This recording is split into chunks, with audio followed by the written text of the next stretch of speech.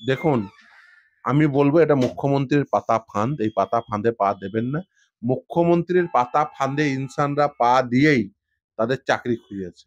কারণ ইনসানরা তারা র‍্যাংক করেছিল। মুখ্যমন্ত্রী তাদেরকে দুর্নীতি শিখিয়েছিল, দিয়ে ওই শেতাবদের টপকে তাদের চাকরি দিয়েছিল। এই দুর্নীতি শুরু করেছিল মুখ্যমন্ত্রী। ফলে মুখ্যমন্ত্রী ফাঁদটা পেতেছিল।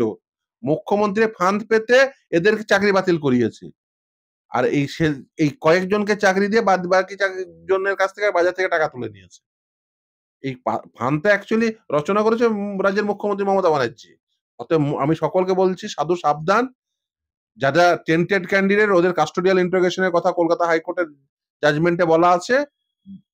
ওই অসাধুদের সাথে আপনি যদি জুড়ে যান এবং মুখ্যমন্ত্রীর পাতা ফাঁদে যদি আপনি পা দেন, তাহলে কিন্তু ভবিষ্যৎ কিন্তু আপনার ক্ষেত্রে অন্ধকার। আবার নতুন নিয়োগ প্রক্রিয়ায় ফ্রেশ সিলেকশনে আবার ২ নম্বরি করার ধান্দা করছে।